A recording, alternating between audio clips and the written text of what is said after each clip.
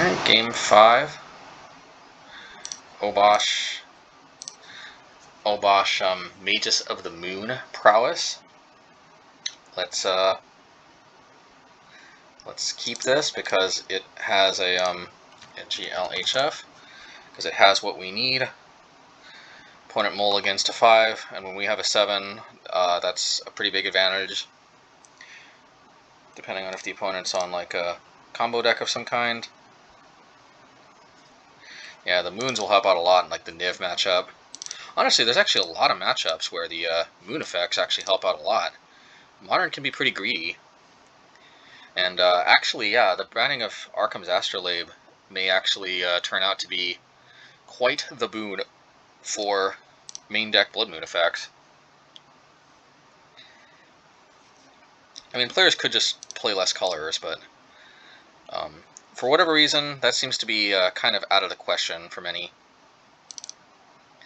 So we'll cycle Forgotten Cave. I mean, 3, you know, there's an argument to be made that we might be kind of mana hungry, but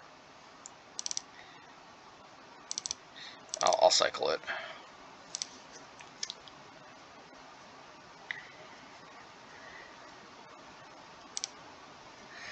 And even though I can't actually do anything with this mana, there's something to be said about, you know, threatening too.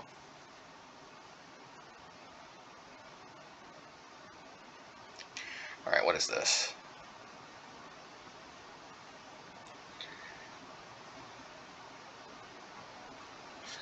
Clothis? A different art, but alright, at the end of the day. So this is some kind of Ponza type deck. Okay, so to play Seasoned Pyromancer or not to play Seasoned Pyromancer? I think the answer is I will. And I'll ditch the Flame Slash and the Firebolt. Get 2 tokens out of the deal. Hopefully cut them off of green. We can only hope.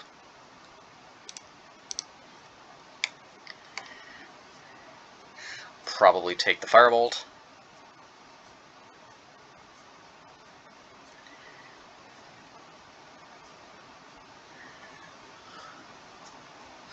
Have to imagine that they got plenty of removal spells, but hopefully they're intimidated enough to use one on the Swiftspear. It kind of doesn't look like we can both play removal spell and okay,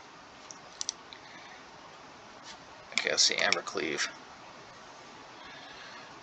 Attach to target creature, double strike, and trample. This is odd. Well, I still think I got to deal with the Stoneforge.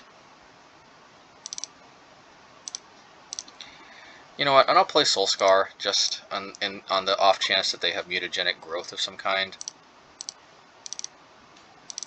And it says for each attacking creature.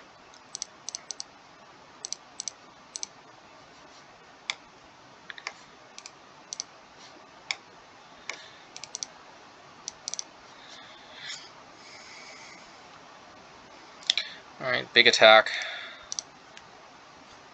Hopefully Magus of the Moon has a big effect next turn, turning off green. I just felt like I had to kill that Stoneforge, because what if they had a Batterskull in hand? Would have been a disaster. Oh, they might have a 5th land and still play it. Nope.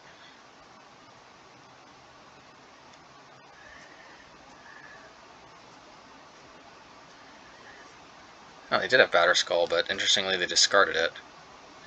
It's a little odd. I think I'm gonna just attack the Seasoned Pyromancer, try to get in for a bunch of damage. Then the question is to play Bonecrusher or to play Magus, and I think cutting them off a green is probably pretty big. It may depend in part on how they block. I do think they, yeah. I'll take 6. Yeah, I think cutting off a green is going to do more work than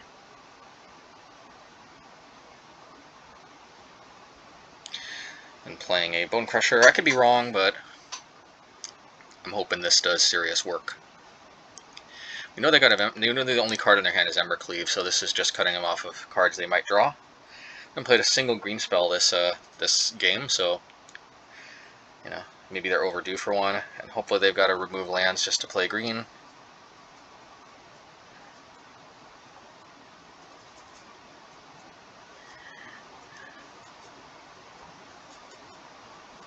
It's not bad because that almost is like a drain, you know, -2 +2 in our favor. I think we attack in here and then it's just GG, even without drawing anything else. Yep.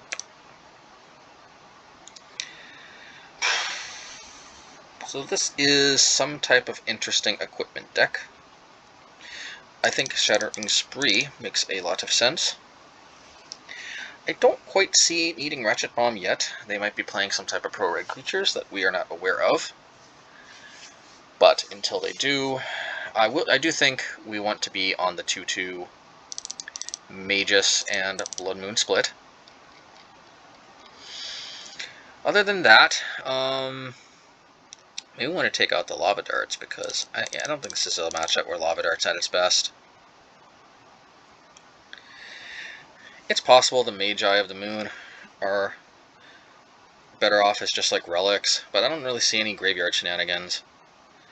And I kind of feel like moon effects are more likely to like cut off Horizon lands, if not colors.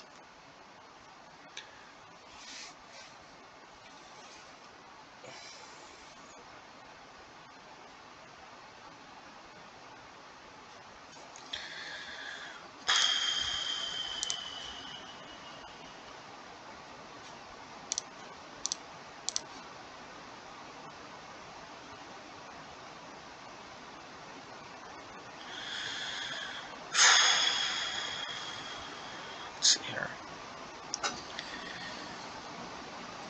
I can play Magus.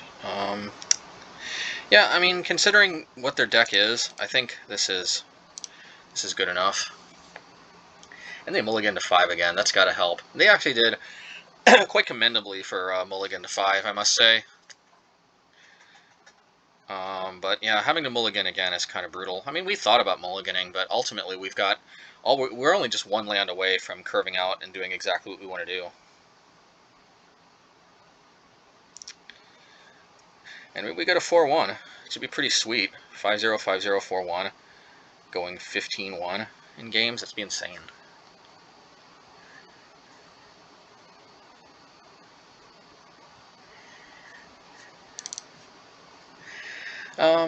Yeah, I'll just play this tapped. I don't really play anything at instant speed, so just get that down while we can. Now the Magus will cause the Utopia Sprawl to fall off, which is pretty cool. And that's going to eat a Firebolt if I've ever seen one. And I think I will go after the Firebolt. Sure, it can't go face, but I don't think this matchup's going to come down to...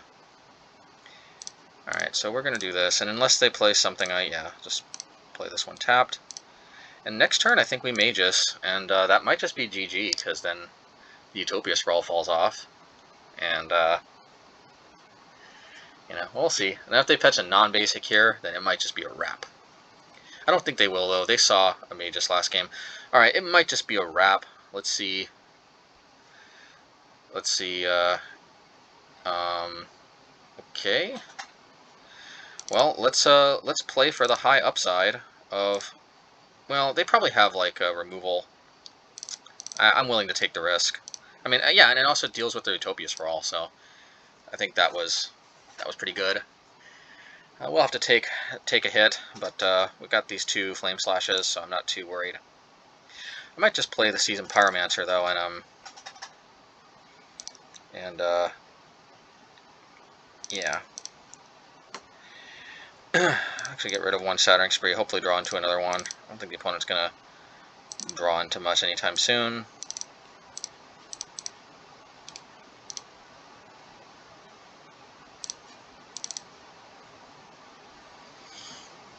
And we might be stomping and playing another Seasoned Pyromancer next turn. Really, really get the card advantage wheels greasing.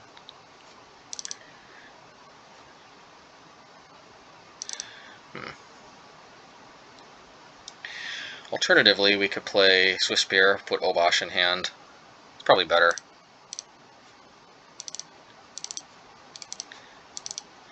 It's, you know, it's basically going to amount to the same thing in the end. And I think that's concession lag.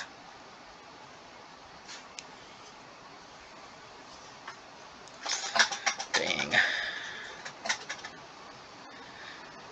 Dang, dang, dang, dang, dang. Alright, hey, 14-1, with the, and you know, 14-1, and that one loss was to the mirror match. So, you know, maybe we're on to something, you know? I don't know. Let's, yeah, I don't know.